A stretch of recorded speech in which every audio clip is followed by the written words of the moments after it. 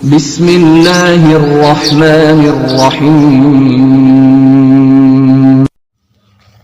السلام علیکم ورحمۃ اللہ وبرکاتہ۔ میری آج کی ویڈیو نبی پاک صلی اللہ علیہ وآلہ وسلم کے بارے میں ہے کہ آپ علیہ الصلوۃ والسلام سے ہر چیز کیسے عشق کرتی تھی۔ کائنات کی ہر چیز، جانور، انسان، چرند پرند، ہر چیز نبی پاک صلی اللہ علیہ وآلہ وسلم سے عشق کرتی تھی۔ اسی عشق کے بارے میں آپ کو ایک آج واقعہ بیان کروں گی۔ بڑا ہی خوبصورت واقعہ ہے، جس کو دل سے سنیں گے تو آپ کی آنکھ بھی اشک بار ہو جائے گی۔ میرے آقا علیہ الصلوۃ والسلام سے ہر چیز ایسے عشق کرتی تھی کہ کہیں درخت جو ہیں، کہیں پتھر کلمہ پڑھ رہے ہیں، کہیں درخت جو ہیں وہ آپ صلی اللہ علیہ وآلہ وسلم کے احترام میں جھک رہے ہیں، پہاڑ سجدہ کر رہے ہیں۔ غرض کائنات کی ہر چیز آقا علیہ الصلوۃ والسلام سے محبت کرتی تھی، اور ابھی بھی محبت کرتی ہے۔ الحمدللہ اللہ تعالیٰ نے ہمیں اپنے پیارے نبی کا امتی بنا دیا۔ میں آج آپ کو یہ واقعہ سناتی ہوں، ذرا دل سے سنیے گا اور غور کیجیے گا کہ کس طرح ایک بے جان ایک درخت کیا ہے۔ درخت نہ تو بات کر سکتا ہے، نہ ہی درخت کی کوئی فیلنگز ہوتی ہیں، لیکن دیکھیں آقا کی محبت میں، آقا کے عشق میں درخت نے کیسا معجزہ ہے یہ آپ ذرا توجہ سے سنیے گا۔ اسی شاعر نے کیا خوب کہا ہے، لکھتے لکھتے قلم ہی تھک گیا، لکھتے لکھتے قلم ہی تھک گیا، میرے محمد کی تعریفوں کا جواب نہیں۔ سبحان اللہ۔ تو آئیے میں اپنا واقعہ آج کا شروع کرتی ہوں۔ نحمدہ و نصلی علی رسولہ الکریم، اما بعد فاعوذ باللہ من الشیطان الرجیم، بسم اللہ الرحمن الرحیم۔ کہتے ہیں کہ مسجد نبوی میں پہلے ممبر نہیں تھا۔ آقا علیہ الصلوۃ والسلام جب خطبہ دیا کرتے تھے تو وہاں ایک کھجور کے تنے ایک پتھر تھا۔ آپ علیہ الصلوۃ والسلام اس پتھر پر کھڑے ہو کے کھجور کے تنے کے ساتھ ٹیک لگا کر خطبہ ارشاد فرمایا کرتے تھے۔ آہستہ آہستہ آپ صلی اللہ علیہ وآلہ وسلم کی عمر مبارک جو ہے بڑھتی جا رہی تھی، اور آپ صلی اللہ علیہ وآلہ وسلم سے اتنی دیر کھڑے رہنا بھی جو ہے وہ مشکل ہوتا جا رہا تھا، اور کچھ صحابہ کرام کو بھی یہ بات ناگوار لگ رہی تھی کہ آقا علیہ الصلوۃ والسلام اتنی دیر کھڑے ہو کر خطبہ ارشاد فرمایا کریں۔ اسی لیے انصاری ایک عورت نے آپ صلی اللہ علیہ وآلہ وسلم کے لیے ممبر بنوا کر مسجد نبوی میں رکھ دیا، تاکہ آپ علیہ الصلوۃ والسلام اس ممبر پر بیٹھ کر خطبہ ارشاد فرمایا کریں۔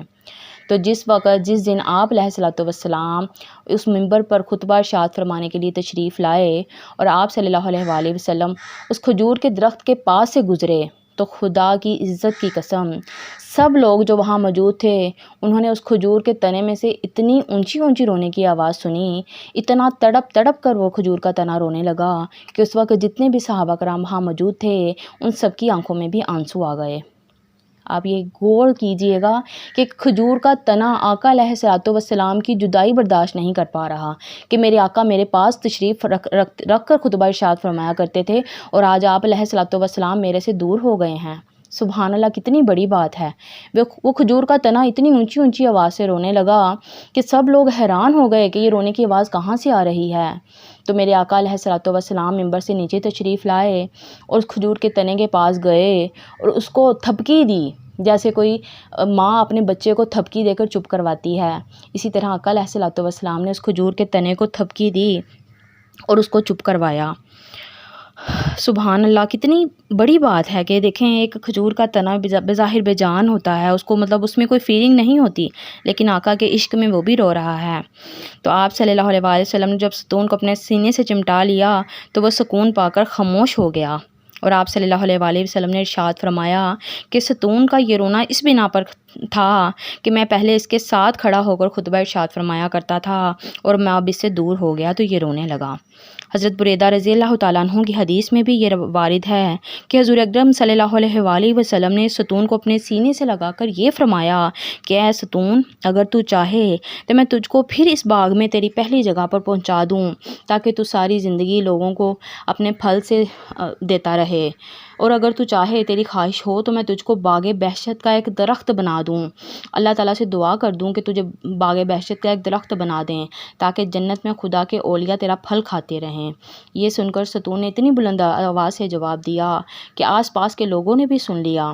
ستون کا جواب یہ تھا کہ یا رسول اللہ صلی اللہ علیہ وآلہ وسلم، میری یہی تمنا ہے کہ میں جنت کا ایک درخت بنا دیا جاؤں تاکہ خدا کے اولیاء میرا پھل کھاتے رہیں اور مجھے حیات جاودانی مل جائے۔ حضور صلی اللہ علیہ وآلہ وسلم نے فرمایا کہ اے ستون، میں نے تیری اس آرزو کو منظور کر لیا۔ اور ایک روایت میں یہ بھی ہے کہ آپ نے ستون کو اپنے سینے سے لگا کر ارشاد فرمایا کہ مجھے اس ذات کی قسم ہے جس کے قبضہ قدرت میں میری جان ہے، اگر میں اس ستون کو اپنے سینے سے نہ چمٹاتا تو یہ قیامت تک ہی روتا رہتا۔ سبحان اللہ، کتنی بڑی بات ہے کہ ایک کھجور کا تنا آقا کے عشق میں اس طرح سے تڑپ کر رویا کہ سب لوگ وہاں حیران و پریشان ہو گئے۔ کیا مطلب اس میں کیا ہے کہ دیکھیں کائنات کی ہر چیز نبی پاک سے عشق کرتی ہے۔